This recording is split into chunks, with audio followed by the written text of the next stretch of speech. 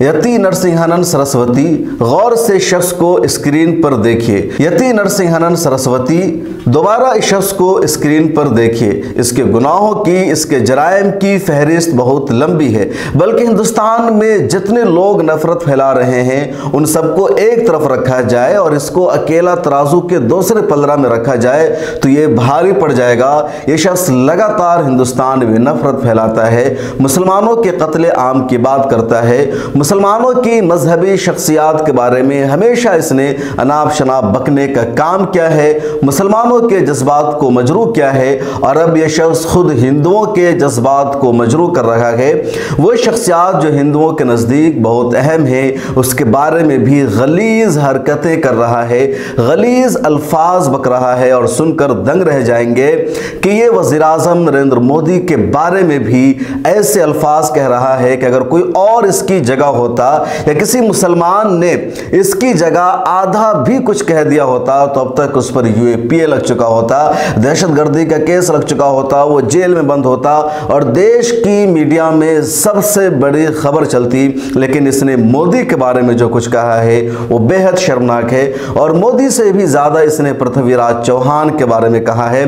पृथ्वीराज चौहान हिंदुस्तान के हिंदुओं की आन बान शान कहलाते हैं। शहाबुद्दीन गौरी से उनकी जंग हुई थी, भारत के मिसाइल का नाम भी पृथ्वीराज चौहान से मौसूम है। उसके बारे में कह रहा है कि वह याश था, वो औरतों के साथ रेप करता था, उसने अपने भाई की बीवी तक को, उसकी बेटी तक को नहीं छोड़ा और किस तरह जितने राजपूत योद्धा थे उन सब की बीवी का अगवा करके उसने उसके साथ अय्याशी की। ऐसे अल्फाज कह रहा है यति नरसिंहानंद सरस्वती, खुद सुनिए इसकी जुबानी। स्वामी जी को प्रणाम।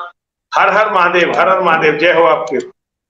स्वामी जी मेरे को बस एक प्रश्न करना है आपसे जी। आपके पास यदि दो विकल्प हो, यदि आपको पृथ्वीराज चौहान वाली मैं स्थिति बता रहा हूँ, यदि आपको जयचंद और मोहम्मद गोरी की दुश्मनी, जयचंद की दोस्ती और मोहम्मद गोरी की दुश्मनी, दोनों में से कोई एक चीज चुननी हो तो आप क्या चुनेंगे? जयचंद की दोस्ती को चुनूंगा। जयचंद जैसे तो दोस्त बहुत कम है। पृथ्वीराज चौहान ने गद्दारी करी है, जयचंद की क्या गलती है भाई? पृथ्वीराज चौहान और जयचंद जो है सगे मौसेरे भाई थे, बिल्कुल सगे मौसेरे भाई।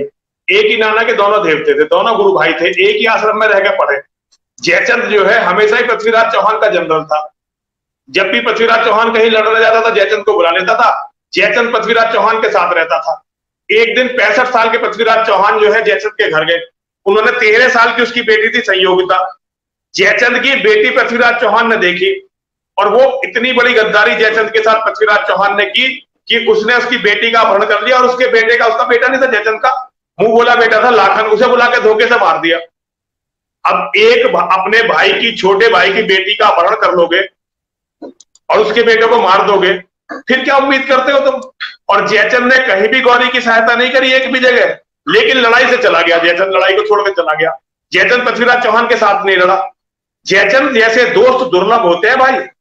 ये तो कायर हिंदू है, कमीने हिंदू है जो केवल राजाओं की वाहवाह करते हैं। राजाओं की वाहवाह के सिवा आप भाटों का लिखा हुआ इतिहास पढ़ रहे हैं?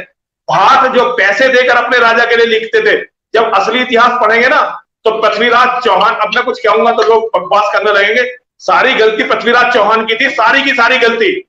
अपने जितने भी राजपूत थे सबको मार दिया, मोहम्मद गौरी को नहीं मारा, उसे बार बार छोड़ता रहा। तो जयचंद की दोस्ती तो भैया बेमिसाल दोस्ती है। ये तो जयचंद इन कमीने हिंदुओं में पैदा हुआ जो बहादुरों को गाली देते हैं दलाली की वजह से, गुलामी की वजह से। जिस दिन अपनी गुलामी की आदत को छोड़ दोगे और मानवीय गुणों के आधार पर फैसला करोगे तो तुम्हें पता चलेगा कि जयचंद कितना महान व्यक्ति था, जिसे इतिहास ने जिसके साथ इतना अन्याय किया केवल इसलिए कि गुलामी की आदत है हिंदुओं को। इसके वीडियो और इस तरह की कई सारी क्लिप वायरल हो रही है जिसमें पृथ्वीराज चौहान के बारे में सीधे सीधे इल्जाम लगा रहा है कि वो लड़कियों के साथ अय्याशी करता था और उसने कहा है कि वह ये मोदी जी भी वही कर रहे हैं जो पृथ्वीराज चौहान कर रहा था। इसने वज़ीर आज़म नरेंद्र मोदी के बारे में भी इतनी गलीज गालियां बकी है, इतनी गलीज हरकत की है। लेकिन अहम खबर यह है कि अब तक जेल के बाहर है, अब तक इस पर यूएपीए नहीं लगा है।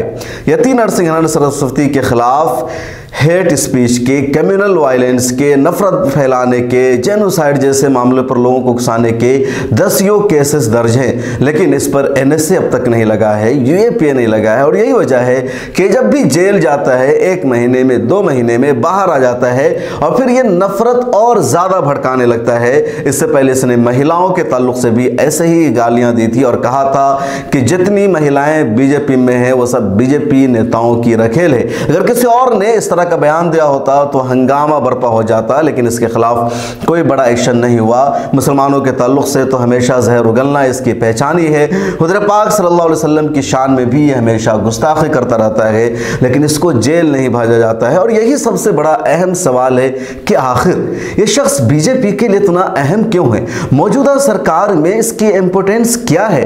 कितना जहर उगलने के बावजूद, इसकी वजह से भारत की बदनामी होने के बावजूद, मुसलमानों में इसको लेकर के बेचैनी होने के बावजूद, मजहबी मामलों में टांग अड़ाने की वजह से और दूसरे धर्म और मजहब के लोगों के जज्बात को ठेस पहुंचाने के बावजूद शख्स को इतना तहफ़्फ़ुज़ क्यों, इतनी रियायत क्यों, इसका एहतराम क्यों कि इसको बार बार छोड़ दिया जाता है, जमानत दे दी जाती है। और अब हद यह हो गई है कि इसने वज़ीर-ए-आज़म नरेंद्र मोदी के बारे में, जो देश के सभी लोगों के लिए सम्मान है क्योंकि वो वज़ीर-ए-आज़म में आइडियोलॉजी की बुनियाद पर, विचारधारा की बुनियाद पर इख्तलाफ हो सकता है, लेकिन एज अ वज़ीर-ए-आज़म वो काबिल एहतराम सभी के लिए है। और वज़ीर-ए-आज़म की शान में इसने जो गुस्ताखी की है वो नाकाबिल बर्दाश्त है। अब देखना यह है कि इसके खिलाफ क्या एक्शन होता है, किस तरह की कार्रवाई की जाती है, या अब भी इसको छूट ही दिया जाएगा।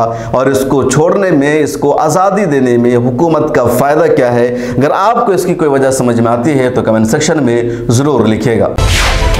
मिल्लत टाइम्स को आपकी ज़रूरत है, हमारी आप माली मदद करें।